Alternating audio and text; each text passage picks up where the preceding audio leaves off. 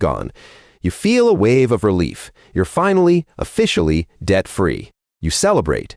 You tell your friends. You feel morally superior, financially righteous. You've won the game. But what if I told you that celebration is the exact moment you locked in middle-class mediocrity?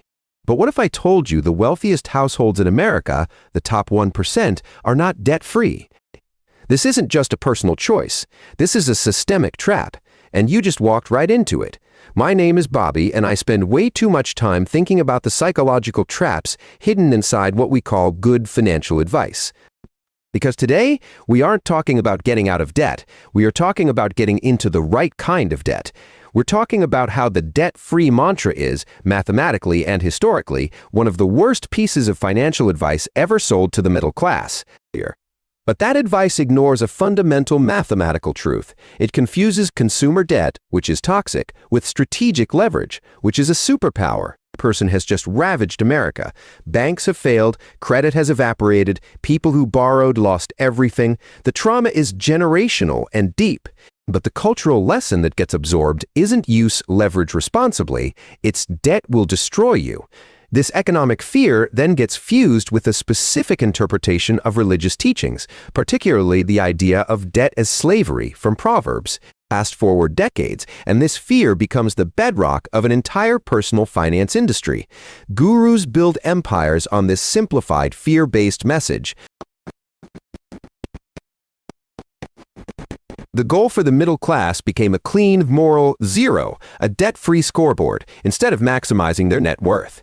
And this created the perfect wealth transfer mechanism. Final outcome? A wealth chasm. One group uses low-cost debt as a pry bar to acquire assets that inflate and produce cash flow.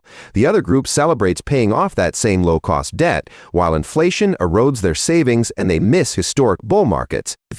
Look around you. This dynamic is everywhere. Let's take a hyper-specific example. Two friends, Alex and Sam, buy identical $500,000 homes in 2020 with a 3 of Sam takes that same $2,000 a month and invests it in a low-cost S&P 500 index fund. By 2025, Alex has a smaller mortgage. Sam still has a big mortgage, but also a growing brokerage account. Sam earned roughly 6.5% after accounting for his mortgage cost. That difference, compounded on $2,000 a month for 5 years, creates a gap of $45,217 in Sam's favor. The debt isn't a burden. It's a capital multiplier. The debt-free purist saves for 10 years and the opportunity is gone. Or think about financing a 5% car loan while your portfolio makes 9%, or using a 0% intro APR card to float expenses while your cash earns 5% intro speed. Behavior. Let's call this person Taylor. Taylor gets a $10,000 bonus and decides to make a lump sum payment on her $300,000 30-year mortgage at 4%. She's doing the responsible thing. Not even close. First, there's the opportunity cost of that guaranteed return. That $10,000 can never be invested. It's now trapped as home equity, earning you exactly 0%, except for the interest it avoids. That's the cost of that guaranteed 4% return. But that's the easy math. We all know the market might do better. Now we have to subtract the inflation escape hatch. $10,000 of principal paid in year 30, discounted for inflation, has a real cost of only $4,120. You just overpaid by $5,880 in today's money. The total is now negative $96,507. In an emergency, a brokerage account is liquid in days. The cost of not having that liquidity? If an emergency forces a $10,000 credit card loan at 20% for a year, that's $2,000 in avoidable interest. You're accepting a 4% return to avoid the perceived risk of the market. Studies show investors overpay for safety by 3%. Let's say you overpay by just 2% annually for that safety, minus inflation loss, $5,880, minus liquidity risk, $2,000. minus psychological safety overpayment, $18,113. The net financial cost of that responsible $10,000 payment is negative $94,620. Think about that for a second. And we haven't even touched on who actually uses debt. According to the Federal Reserve's 2019 Survey of Consumer Finances, the top 1% of households hold 41 or 6% of their assets. A 2021 report from the Bank for International Settlements noted that the wealthy are long volatility, using debt to buy income-producing assets during crises when credit is cheap, amplifying their recoveries. This means wealth isn't built by minimizing liabilities, it's built by maximizing productive assets. And before you say, but the market is risky, my mortgage paydown is guaranteed, choosing a 4% guaranteed return over a historical 8.10% market return is like choosing a flip phone for life because a smartphone might break. This is where it gets really interesting. That underinvestment leaves you with no significant appreciating assets, so your wealth grows slowly, solely from your sweat. That slow growth makes you more risk-averse and financially fragile, which then reinforces the belief that you must eliminate all debt to be safe. But the wealth escalator going up is right beside you and you're not on it. Everything feels fine until you realize retirement is 15 years away and your 401k has only your contributions in it, no leverage-aided growth, and then everything feels broken at once. They depend on you conflating all debt so you never learn to use leverage. They literally budget for your customer lifetime value as a fearful, advice-seeking individual, not as a savvy investor who graduates from their products. They want you focused on your monthly payment because that hides the true cost, the opportunity cost of your capital.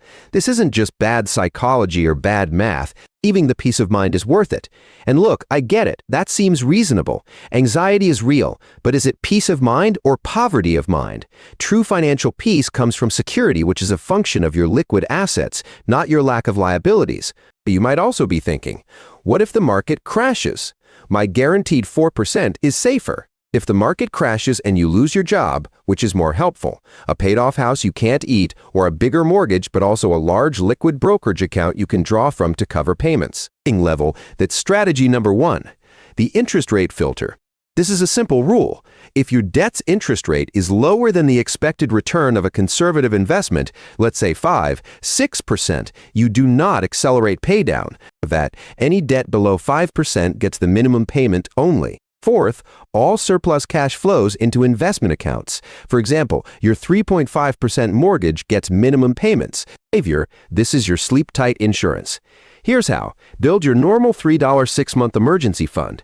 Then build a separate buffer equal to 1-2-2-4 months of the minimum payments on your strategic debts. Once that's funded, you're cleared to invest. Strategy number 3, the asset-first protocol. Invert the standard formula. Instead of income minus expenses minus debt paydown equals savings, you use income minus expenses minus asterisk target investments, call of remainder. Only if you have surplus beyond your budget do you make extra payments on sub 5% debt. But the biggest shift is psychological. Instead of, what liability can this dollar pay off? You're not a debt-free person. You're a person with an optimally leveraged balance sheet. For the next 90 days, watch that share and your debt. You'll viscerally feel the mental shift from being a payer to being an owner. I want to leave you with one final thought. We thought financial freedom was about owing no one, but the reality is, true financial freedom is about having your capital work so hard for you that your obligations become irrelevant. Traded that scarcity mindset for a world where the prudent use of other people's money is the fast track to ownership. The people who actually thrive financially in the 21st century aren't the ones with the cleanest balance sheets. You can't save your way to wealth in an inflationary world, but you can own your way there, and strategic leverage is the accelerator. You're not broken for wanting that debt-free feeling. If this video reframed how you see your mortgage or your loans, share it with one friend who's aggressively paying down low-interest debt. Smash that like button and hit subscribe for more content that challenges how you think about money.